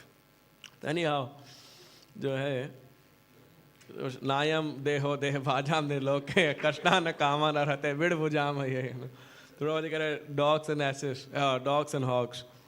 तो एनी हाउ, तो ये एक हमें संदेश प्राप्त होता है। और इसीलिए बहुत सारे एनवायरमेंटलिस्ट भी इस गोवर्धन पूजा के फेस्टिवल को बड़ा महत्व देते हैं। अब उनका कारण तो ये नहीं कृष्ण भगवान हैं, ब्रजवास लीला कर रहे हैं, भक्ति वाला कारण नहीं है, लेकिन वो देखते हैं, देखो Krishna was a great environmentalist, you know, he worship nature, कि पहाड़ की पूजा कर रहे हैं इत्यादि। और दोपहर के प्रसंग में आप गिरिराज जी को उठाने की लीला सुनेंगे तो एक व्यक्ति ने पूरा अपना थीसिस लिखा था कि कैसे कृष्ण ने गोवर्धन उठाया और उस उठाने के पीछे सारे सिविल इंजीनियरिंग के प्रिंसिपल्स उसने बताया। यानी हमें कह रहा था गोवर्धन लीला आप कितने भी सारे प्रसंग से आप समझ सकते हैं, बट एनी हाउ तो जो है, तो भगवान ने इस प्रकार से उनको बोला कि आप खूब पकान बनाइए, सबको खिलाइए और गिरिराज जी की परिक्रमा कीजिए। और इस प्रकार फिर सबने किया। और सुखदेव गोस्वामी कह रहे हैं कि क्योंकि इंद्र के मान को गर्व नष्ट करना, के मिथ्या गर्व को नष्ट करना चाहते थे, तो भगवान श्री कृष्ण के वचन सुनकर सब ब्रजवासियों ने इसे उचित मान लिया। और फिर क्या किया, तत्पश्चात ग्वाल समुदाय ने मधुसूदन द्वारा प्रस्तावित सब कुछ पूरा किया। उन्होंने शुभ वैदिक मंत्रों का वाचन करने के लिए ब्राह्मणों की व्यवस्था की और इंद्र यज्ञ के निमित्त संग्रहित सारी सामग्री को उपयोग में लाते हुए गोवर्धन पर्वत तथा ब्राह्मणों को सादर भेंटें दी। उन्होंने गौओं को भी घास दिया। तत्पश्चात गायों, सांडों, बछड़ों को आगे करके गोवर्धन पर्वत की प्रदक्षिणा की। बैलों द्वारा खींचे जा रहे छकड़ों में चढ़कर सुंदर आभूषणों से अलंकृत गोपियां भी साथ हो ली और कृष्ण की महिमा का गान करने लगी और उनके गीत ब्राह्मणों के आशीष के साथ समामेलित हो गए। तत्पश्चात अब सबने परिक्रमा कर ली, सब भोजन जो बनाया था वो वहाँ पे रखा हुआ है गिरिराज जी के पास। खूब पूरा पहाड़, मतलब अनेक अनेक व्यंजन वहाँ बनाए हुए थे। और अब क्या हुआ, ये श्लोक आप दोहराइएगा 35। कृष्णः स्त्वन्यतमं रूपम् गोपविश्रम्भेणं गतः गोपविश्रम्भणं गतः शैलोस्मीति ब्रुवन् भूरि बलिम् आदद्बृहद्वपुः। तत्पश्चात कृष्ण ने गोपों में श्रद्धा उत्पन्न करने के लिए अभूतपूर्व विराट रूप धारण कर लिया और यह घोषणा करते हुए, क्या घोषणा की? शैलोस्मि, शैलोस्मि, मैं ही ये पर्वत हूँ, मैं ही ये पर्वत हूँ।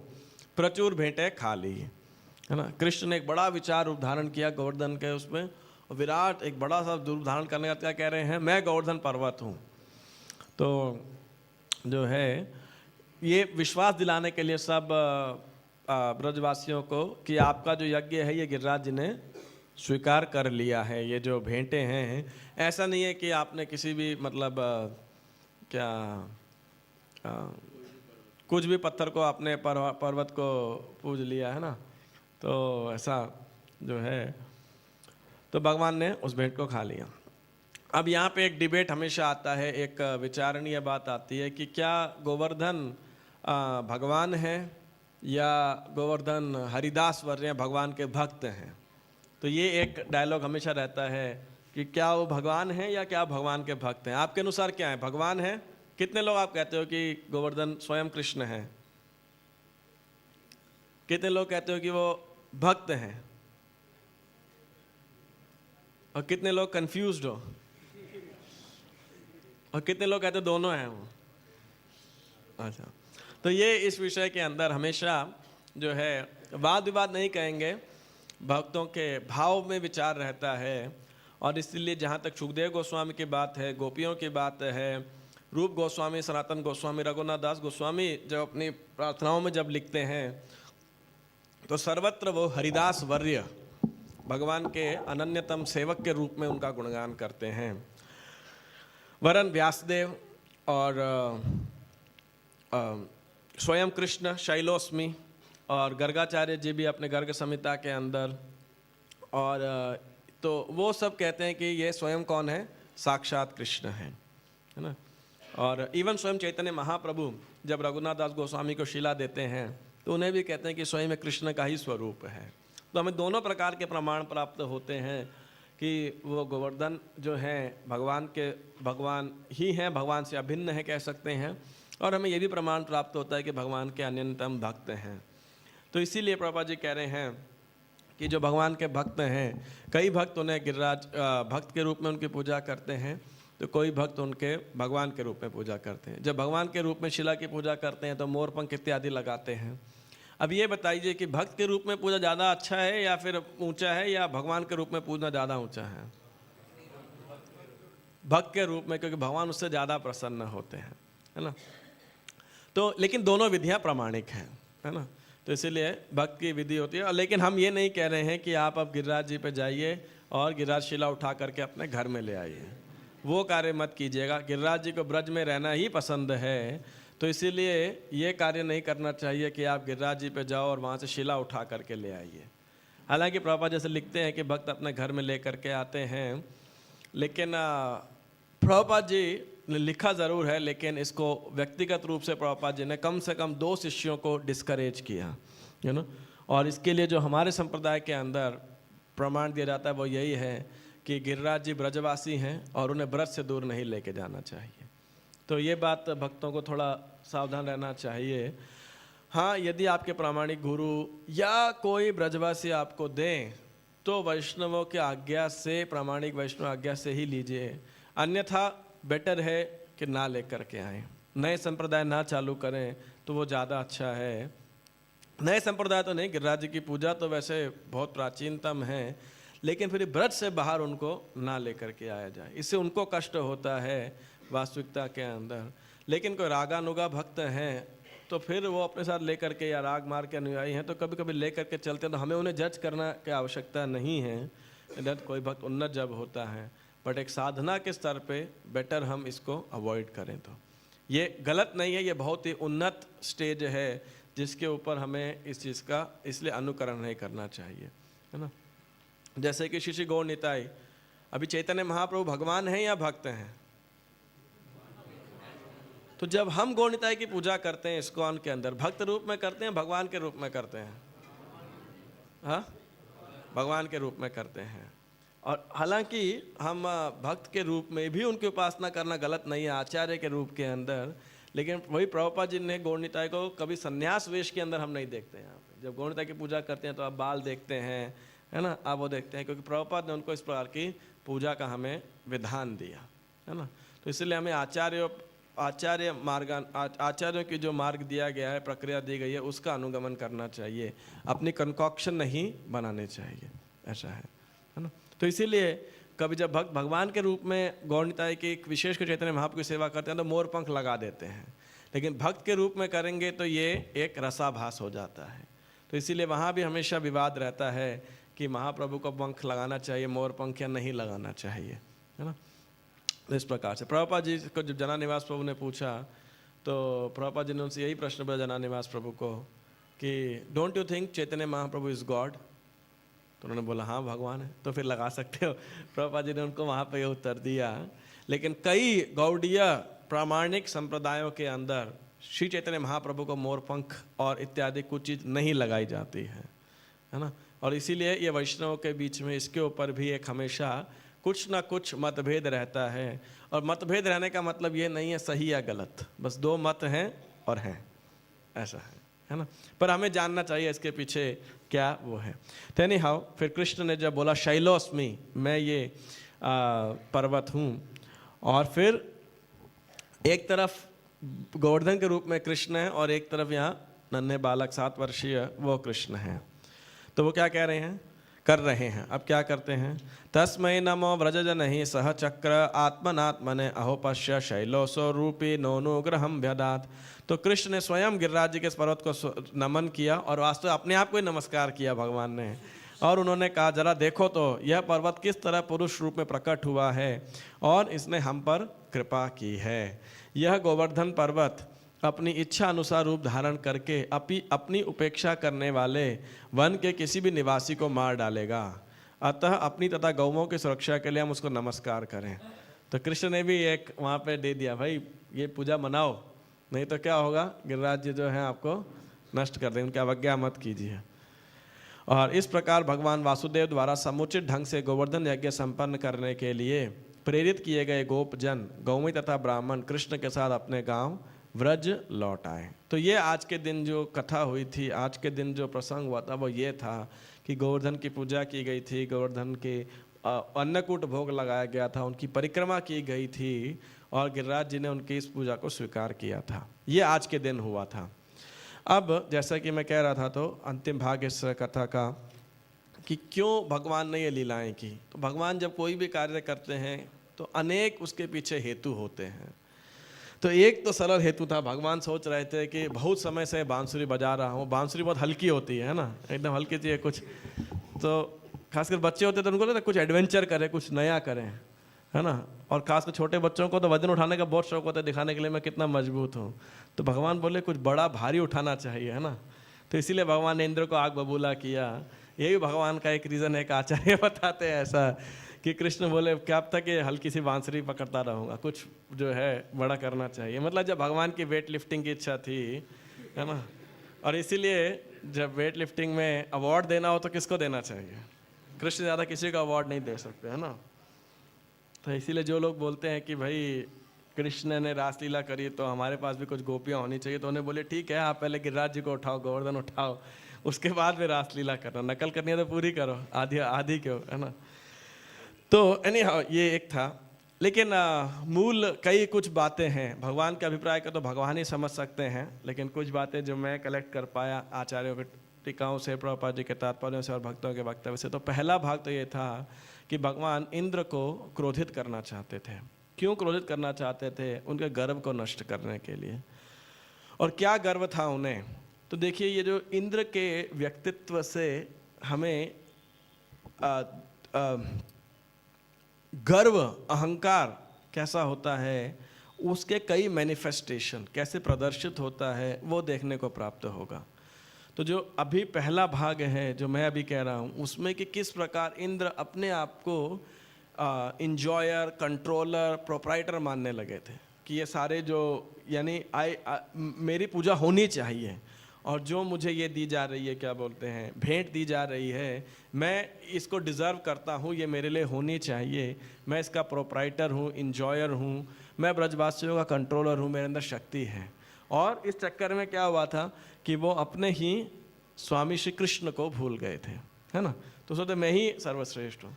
तो ये अहंकार की एक बात है कि विशेषकर जो इस समाज के अंदर लोगों का प्रतिनिधित्व कर रहे हैं, जिनके पास कुछ प्रतिनिधित्व का पद है, तो उन्हें ध्यान रखना चाहिए कि वो उस पद के इंजॉयर नहीं हैं, उस पद के प्रति वे जिम्मेदार हैं, उस पोजीशन के प्रति, चाहे वे माता पिता हो, समाज के राजनेता हो, चाहे वे आध्यात्मिक समाज में जो है नेता हो, लीडरशिप पोजीशंस के अंदर हो।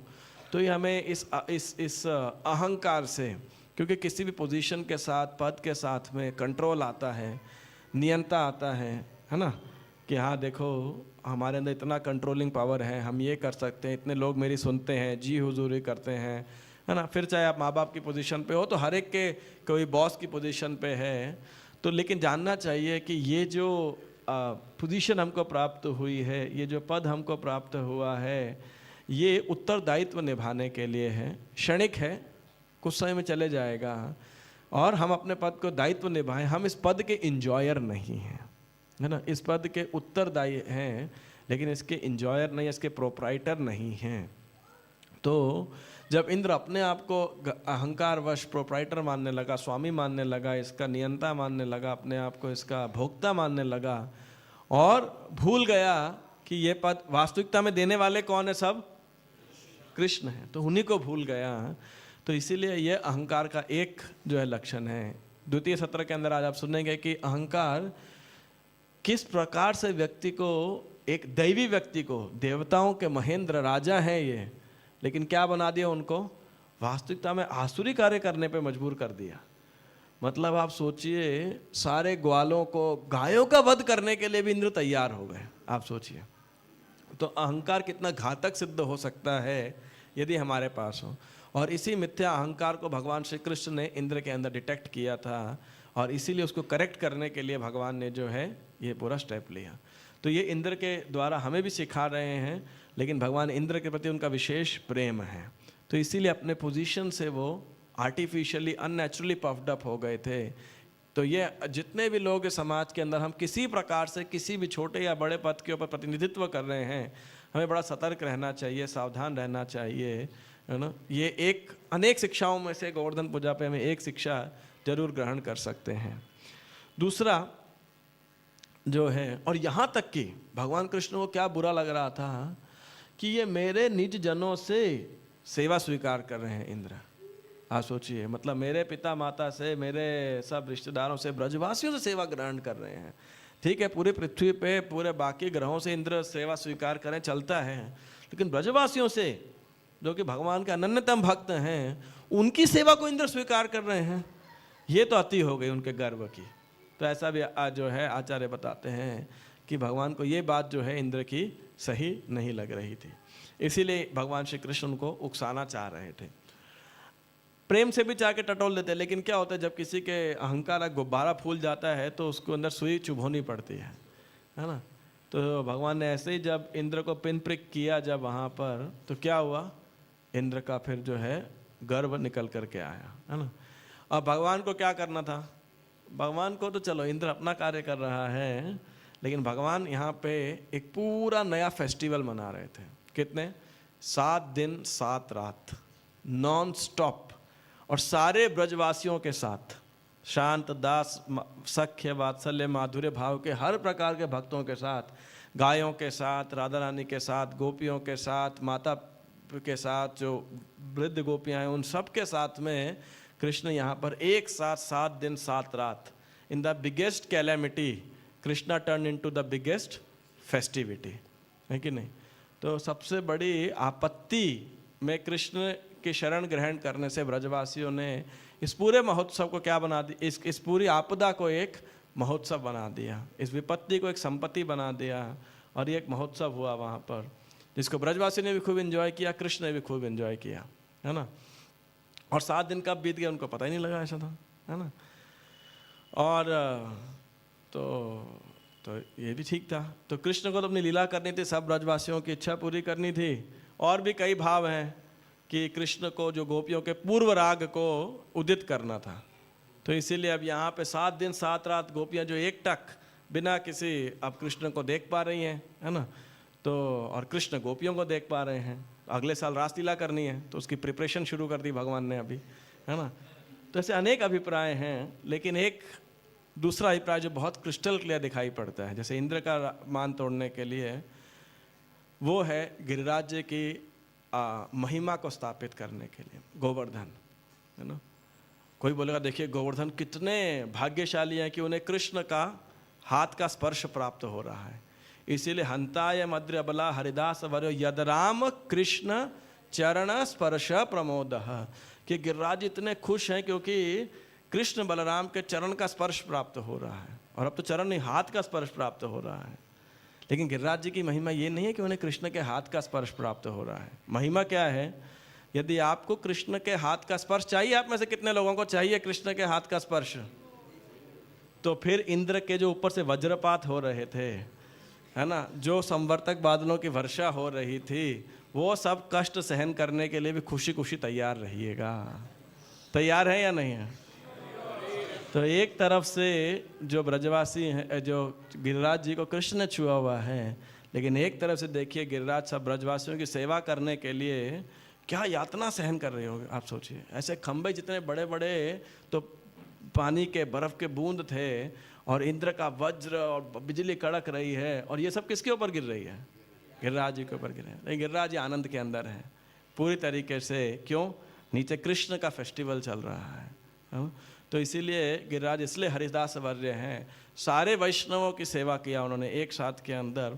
और अगर बाह्य दृष्टिकोण से देखा जाए तो इस कष्ट को सहन करने के लिए, तो यदि कृष्ण की कृपा चाहिए, तो यदि कभी हमें कृष्ण की प्रसन्नता के लिए, वैष्णव की प्रसन्नता के लिए कुछ यातना को सहन करना पड़े, तो करने के लिए हमें सहर्ष तैयार रहना चाहिए। उस समय नहीं पहले आप, है ना, नहीं, पहले आप होना चाहिए जब कृपा प्राप्त हो। कृपा प्राप्त कर बारी आए तो दूसरों को बोलना चाहिए आप। और जब कष्ट पाने की बारी आए, सेवा की बारी आए, तो कौन? पहले मैं, है ना। होता उल्टा है। प्रसाद की लाइन में क्या होता है? पहले मैं, है ना। और प्रसाद के बाद वाइंड अप की लाइन में हम कौन, चलो भाई, है ना, लाइन है ना। तो आप कर लेंगे, पीछे जो आएगा वो कर लेगा, पर वास्तविकता में उल्टा होना चाहिए।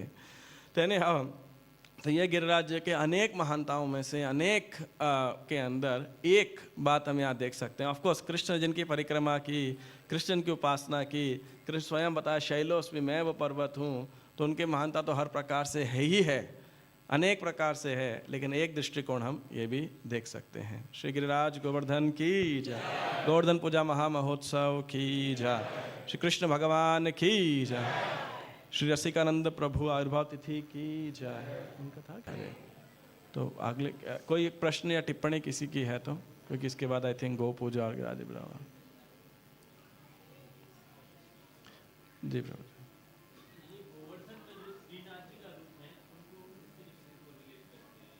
श्रीनाथ जी तो गोवर्धनधारी ही हैं, तो आज भी उनकी उपासना नाथ द्वारा के अंदर होती है और पुष्टि मार्गी इसके द्वारा होती है।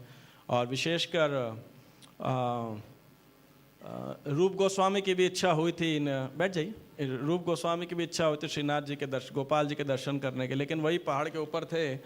तो भगवान फिर कृपा करने के लिए 1 महीना जो है पहाड़ से नीचे उतरे थे, और रूप गोस्वामी के साथ अनेक भक्त थे, और रघुनाथ दास गोस्वामी, सनातन गोस्वामी इत्यादि भी सब थे। और बाद में प्रसंग आता है कि इनकी सेवा जब विट्ठलेश्वर जो कि वल्लभाचार्य जी के जो पुत्र थे उनको दे दी गई थी। वल्लभाचार्य और उनके पुत्रों और हमारे गोस्वामी बड़े परस्पर घनिष्ठ संबंध थे, तो वो इनकी उपासना किया करते थे। और बाद में मुग़ल आक्रमण के डर से वो सब उनको गांवों जंगलों के रास्ते से काफ़ी लंबे समय लगा उन्हें नाथ द्वारा पहुंचने के अंदर जो है वहाँ पे भगवान विराजित हुए। आज भी नाथ द्वारा में इनकी गोवर्धन धारी के रूप में ही पूजा की जाती है। और शाम को उनका मत यही है कि जो श्रीनाथ जी हैं वो सुबह सुबह गाय चराने जाते हैं और संध्या के समय वापस लौट जाते हैं। तो और रात को फिर वो रास रचाते हैं, इसलिए भगवान को जल्दी शयन दे दिया जाता है, सुबह भी लेट उठाया जाता है। कृष्ण भगवान कितने बजे उठते हैं जानते हैं? 3:30 भक्त उठते हैं उनके। कृष्ण कितने बजे उठते हैं? 6 बजे। अब भक्तों के लिए कृष्ण 6 बजे उठते हैं, ऐसा है। हाँ, भगवान की सेवा करने के लिए हम भी जल्दी उठाते हैं। मंगल आरती जो होती है, लेकिन प्रभुपाद जी ने इसलिए मंगल आरती में कई बार, एक बारी मायापुर में थे प्रभुपाद जी, तो बहुत तेज भक्त ऐसा बम्पर घंटा मृदंग सब बजा रहे, करताल वरताल। प्रभुपाद जी ने बोला tell them to play softly, Krishna is still sleeping, है ना। कि इतना तेज जब बजाते हैं लोग आते हैं ना। तो एनीवे कृष्ण जो है, मंगल आरती हम करते हैं ऑफ कोर्स, लेकिन कृष्ण वास्तविकता में थोड़ा लेट से उठते हैं, है ना। और खास गाय चरा के आते थक जाते हैं ना, इसीलिए। और रात को रास रचाते हैं, तो इसीलिए तो वहाँ पे इस भाव के अंदर उनकी सेवा की जाती है। हम जो वैष्णव लोग हैं, प्रभुपाद जी कहते हैं, हम Vaishnav typical Gaudiya Vaishnav, you know, जो हम राधा कृष्ण के विग्रह की पूजा करते हैं वो लक्ष्मी नारायण के रूप में करते हैं। प्रभुपाद जी अनेक तात्पर्य में स्पष्टता रूप से कहते हैं। लेकिन जो पुष्टि मार्गीज हैं वो एक नंद के लाला छोटे लड़के के रूप में उनकी पूजा करते हैं, उनकी लीला के रूप के अंदर उनकी पूजा करते हैं। तभी उनके 5-6 बार श्रृंगार होता है, ग्वाल है, फिर श्रृंगार है, फिर राजभोग है, वो बड़ा बहुत सुंदर विग्रह हैं। आप जगह कभी जाएं तो। और आप में से कितने भक्त गए हैं नाथ द्वारा? बस ज़्यादा दूर भी नहीं है, 2 ट्रेन चलती है, आराम से आप जाइए, शाम को बैठिए, सुबह उतर जाएंगे, है ना। मावली करके उदयपुर की जो ट्रेन जाती है उससे 1 स्टेशन पहले मावली एक जगह है, वहाँ उतर के आप आराम से 45 मिनट 40 मिनट लगभग होगा। उदयपुर तो एयरपोर्ट भी, अगर फ्लाइट से जाना चाहें तो एयरपोर्ट उदयपुर से लगभग घंटा सवा घंटा होगा। और जब नाथ द्वारा जाएँ तो कोशिश कीजिए जितने भी दर्शन है ना भगवान के, वो सारे दर्शन कीजिए। कई बार के भक्त एक बार दर्शन कर लेते हैं, उनको पूछो वहाँ के लोकल लोगों से अगला दर्शन कब होगा, उधर बोर्ड भी लगा रहता है, तो वो जो है सारे दर्शन करने चाहिए। बहुत सुंदर श्रृंगार करते हैं और बहुत सुंदर उनका प्रसाद भी बहुत ही टेस्टी होता है। राजभोग प्रसाद लीजिए उनका। तो ऐसे कभी मौका लगे तो भक्तों को जाना चाहिए ऐसे नाथ द्वारा, है ना। ज़्यादा दूर नहीं है, आराम से एक रात की जर्नी के अंदर आप 11-12 घंटे की जर्नी में आराम से जा सकते हैं। और आज के दिन ये जैसे मैंने बताया, तो भक्तों को खूब अन्न बांटना चाहिए, और नहीं कर सकते तो दान दक्षिणा देनी चाहिए। वो भी, उसका भी बहुत अच्छा महत्व माना जाता है। स्वयं भगवान ने बोला कि ब्राह्मणों को गाय दान दीजिए, भूमि दान दीजिए, इत्यादि इत्यादि। तो श्री गोवर्धन पूजा महामहोत्सव की जय। एक प्रश्न और था सर, माइक ले लो। हरे कृष्ण पूजी, थैंक यू। सो पूजी जी टोल, आपने बताया गिरिराज जी को भगवान श्री कृष्ण का next schedule will announce it. आप मतलब चेक कर सकते हैं नंदगोप से शेड्यूल का next, if they are ready और whatever. Giriraj ji was comfortable, उनको भगवान की आशीर्वाद मिल रहा था। क्यों मिल रहा? बिकॉज वज्र उनके ऊपर गिर रहे थे, फिर भी वो कंफर्टेबल थे। तो हमें भी अपने जीवन में भगवान का हाथ देखना चाहिए, seeing the hands of Krishna. नहीं, मैंने ऐसा नहीं बोला था, ये आपका इंटरप्रिटेशन है। गिरिराज, मैं ये कह रहा था कि यदि आपको भगवान का कर स्पर्श चाहिए, हाथ का स्पर्श चाहिए, तो फिर इंद्र के वज्र खाने के लिए भी तैयार रहिएगा। मैं तो आपको तैयार कर रहा था कि भाई कल तकलीफ आए तो फिर आप ये मत कहना हाँ अच्छे लोगों के साथ बुरा क्यों होता है। भगवान आपकी परीक्षा ले रहे हैं, मैं ये कह रहा था। आपका प्रश्न क्या है? आप मतलब ये बेसिकली कि हमें हर पल हर स्थिति में भगवान के हाथों को देखना चाहिए, seeing the hands of Krishna. In earlier lectures we also hear this thing. आप देख सकते हो तो बहुत अच्छी बात है। मतलब आप भगवान के हाथ को हर स्थिति में देख सकते हैं, तो आप महान वैष्णव हैं, है ना। मैं तो ऐसा एक्सपेक्ट करता हूँ किसी दिन मैं भी देख पाऊँ। तो question is how to see, how we can see कि everything is being done by the Krishna. How to see? Calamities are being, of course, it's blessings and all. पता नहीं, इसकी अनुभूति तो नहीं है कि भगवान के हाथ को कैसे देखा जाए। मेरे पास रियलाइजेशन तो नहीं है, लेकिन हम थियोरेटिकली तो जानते हैं सब कुछ भगवान की इच्छा से ही हो रहा है। और अगर आज देखा जाए 14 नवंबर है, तो अगर इंग्लिश कैलेंडर से देखा जाए आज प्रभुपाद जी का तिरुभाव हुआ था। इंग्लिश कैलेंडर से देखा जाए तो वैसे 17 को तिथि के अनुसार वो है, और आज ही के दिन भक्ति माधुर्य गोविंद महाराज का भी यहाँ पे प्रभाव हुआ था, वो भी 14 नवंबर था 2020। तो महाराज की मुझे एक बात याद आती है, भक्ति माधुर्य गोविंद महाराज, वो मुझे पता नहीं आप में से किसी और डिवोटी को कभी बोले होंगे कि नहीं बोले होंगे, maybe you are close to him, अजनिताय प्रभु में नो इट, बट वो एक श्लोक बोलते थे, याद रखो, करे रूम में लिख के रखो, अनन्याश्चिन्तयन्तो माम ये जनाः पर्युपासते तेषां नित्याभियुक्तानां योगक्षेम महाम्यहम्। तो बोलते थे, do you have faith that Krishna will protect, Krishna protects you, Krishna is maintaining you, like that, है ना। तो हमेशा बोलते थे, है ना, have that faith and have not only faith, have that realization, like that. तो इस बात को मैं अपने शब्दों में बोल रहा हूँ, लेकिन उनका वक्तव्य भाव यही रहता था कि आप जब चिंता करते हो, स्ट्रेस लेते हो, तो आप ये सोच लेते हो कि भगवान इसके पीछे नहीं है। तो खासकर हम मैनेजमेंट में लोगों को बोलते थे कि इतना मत सोचो कि तुम्हारे ऊपर निर्भर है सब कुछ, करने वाले कृष्ण हैं। मुझे तो महाराज बहुत बारी बोलते थे, मैं उनके रूम में ही रहता था, मेरा थोड़ा व्यवहार विचार था ज़्यादा, एंग्जाइटी, चिंता करने का, तो महाराज मेरे को हमें बहुत बारी, कितनी बारी बोले होंगे, Murli do you recite that words every day, like that. तो ये बात हम एटलीस्ट थियोरेटिकली हम जान सकते हैं, है ना, लाइक दैट। और जैसे जैसे हम भक्ति में आगे बढ़ेंगे तो हमें ये रियलाइजेशन भी होना चाहिए। और लास्ट में कहूँगा, मेरे हिसाब से जो भी भक्त भक्ति में लगे हुए भक्ति कर रहे हैं, उनके साथ ऐसे कई एविडेंस, ऐसे कई इंसिडेंट्स अवश्य होते हैं जहाँ पे कृष्ण का हाथ उस समय ना दिखे तो कम से कम बाद में तो दिखेगा, है ना। लेकिन हमारी प्रॉब्लम जानते हैं क्या है, we take it for granted.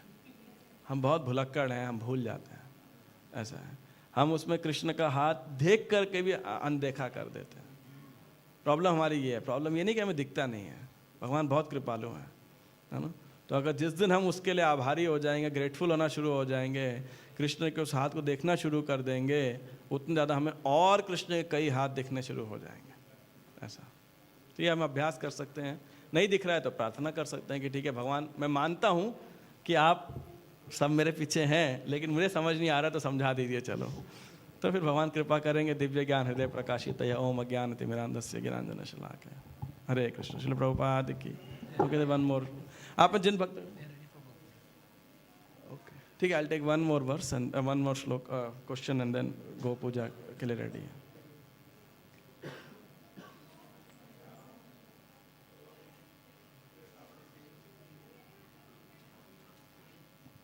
Hare Krishna Prabhu ji.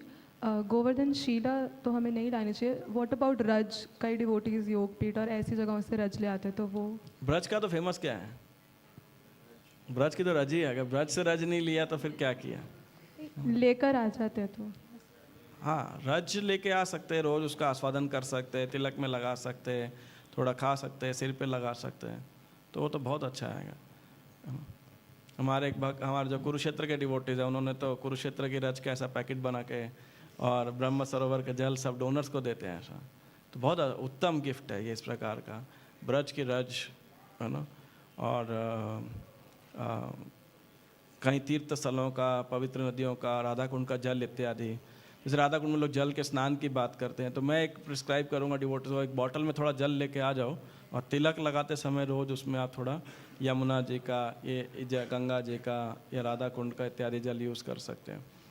Even तो चंदन यात्रा या भगवान का चंदन होता है, तो मैं एक वरिष्ठ भक्त को जानता हूँ, मैं भी कई सालों तक अभ्यास करता था। कल एक भक्त ने मुझे बोला दोबारा से अभ्यास को करो कि जो गोपी चंदन अपन लगाते हैं तो उसमें उस चंदन को भी थोड़ा लगा के घिस करके लगा सकते हैं। It's a very, that's the way of using that chandan. मेरे पास बहुत सारा, मैं सब भक्तों को वही गिफ्ट दिया करता था, जब मैंने पुजारी डिपार्टमेंट में था, जब मैं, तो मैं हमेशा इकट्ठा कर रखता था उसे, सब भक्तों को देता था कि आप खा भी लो और इसके ऐसे लगाओ।